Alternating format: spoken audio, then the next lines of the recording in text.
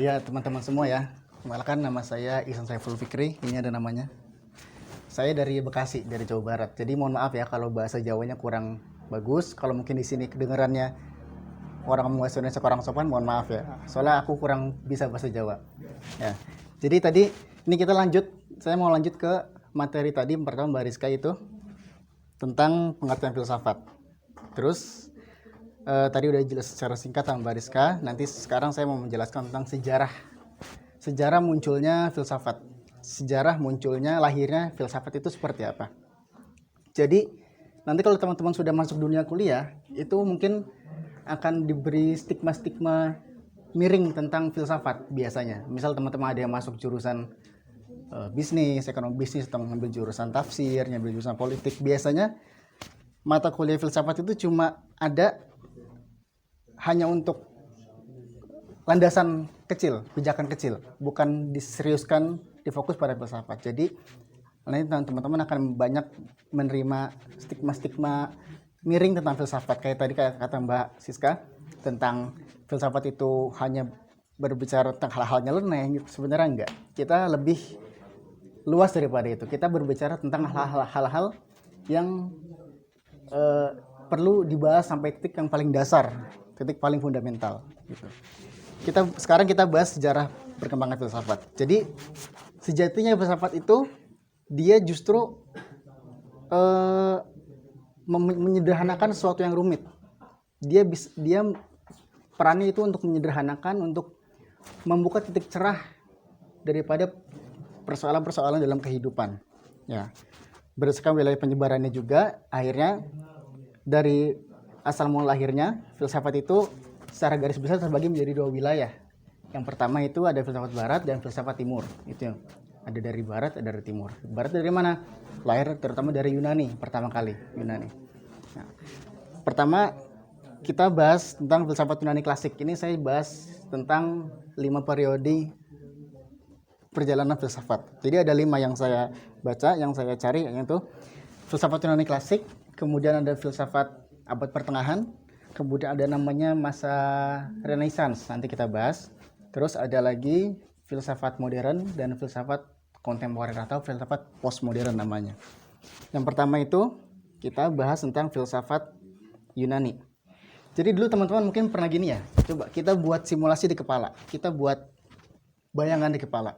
Andai ya, kita hanya mengandai. Andai teman-teman saat ini, kita hanya mengandai ya, jangan dibuat serius ya, kita andai saat ini kita nggak tahu sains, kita nggak tahu biologi, kita nggak belajar fisika, kita nggak belajar kimia, apapun itu kita nggak belajar, kita nggak kenal agama, kita nggak kenal apa-apa, kita masih kayak orang primitif, nggak tahu apa-apa.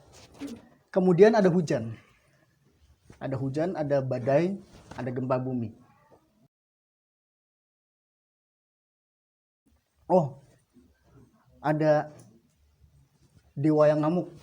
Oh, ada kejadian alam. Karena kalau sekarang kita ada hujan, ada badai, Tuhan marah, Allah marah, Allah ngasih adab ke makhluknya, ke kita. Tapi kalau dulu orang zaman dahulu, orang-orang primitif dulu, zaman dulu yang belum mengenal apa-apa, kan nggak mungkin kita berpikir begitu.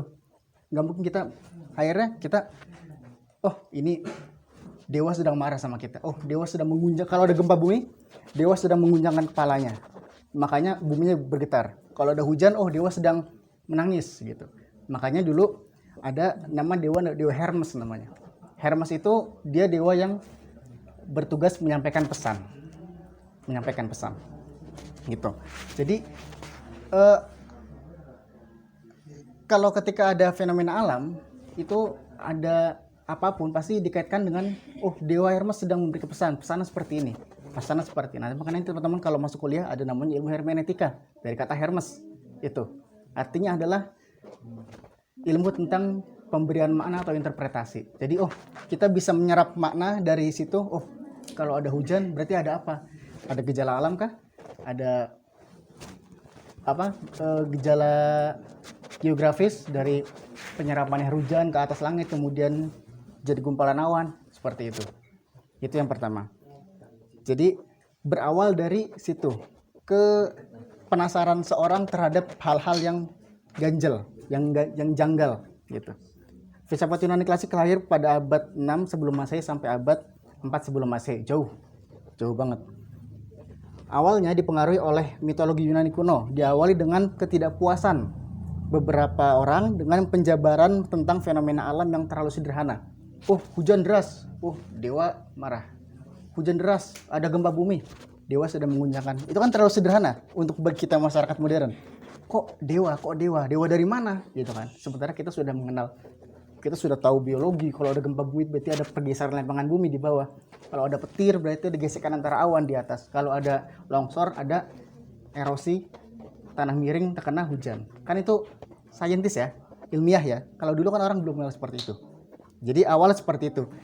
Karena rasa penasaran yang tinggi, mereka akhirnya bisa itu dari situlah filsafat lahir, karena rasa penasaran yang tinggi, ketidakpuasan orang-orang dengan jawaban yang sederhana. Di antara para filosof pada zaman ini mereka disebut filsuf alam. Filosof sampai saat ini banyak ya, tapi pertama kali lahir filsafat yaitu mereka fokus pemikirannya membahasnya tentang alam, fenomena alam. Itu ya hal yang paling sederhana. Mereka nggak bahas politik dulu. Kalau teman-teman suka dia nonton ILC atau Mata Najwa yang debat-debatnya orang-orang pintar, itu mereka belajarnya politik, ekonomi, humaniora, diplomasi, macam-macam. Orang zaman dulu, para filosof abad awal, mereka nggak bahas itu. Mereka bahas hal paling sederhana, yaitu tentang kejadian alam. Jadi mereka membahas hal-hal yang hujan itu kenapa, ada apa.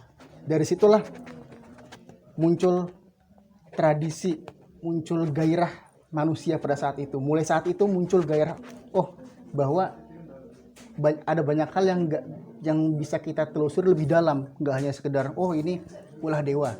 Selesai. Kalau kita bilang ini ulah dewa, selesai kan? Hujan, ini ulah dewa lagi nangis, ada gempa bumi, dewa lagi mengguncangkan bumi, selesai masalah. Tapi kalau masuk ke ranah ilmiah, sains, ada gempa bumi, ada apa? Ada pergeseran lempeng bumi kah? Ada pergeseran batuan kah? Di dalam ada erupsi kah? Ada kontraksi kah? Seperti itu.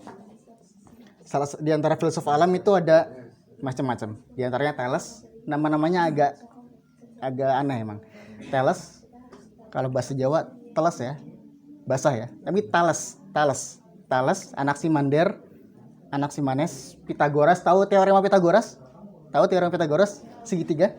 Itu salah satu gagasan dari filosof Pitagoras itu. Parmenides, Heraklitus dan lain-lain.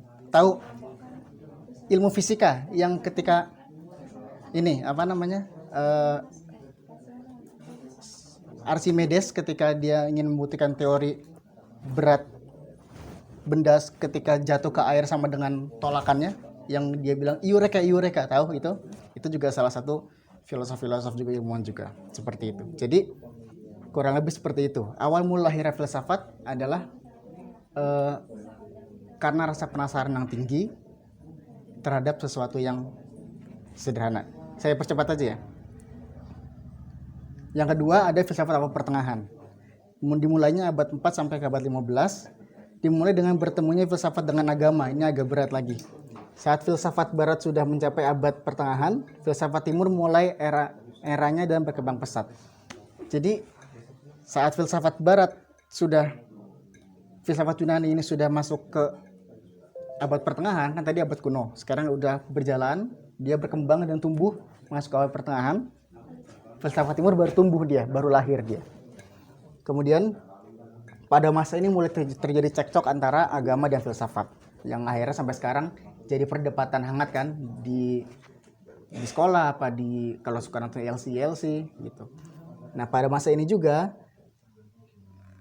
filsafat mengalami penurunan. Dia mengalami penurunan karena adanya campur tangan agama di situ. Dan akhirnya filsafat pada masa ini meredup.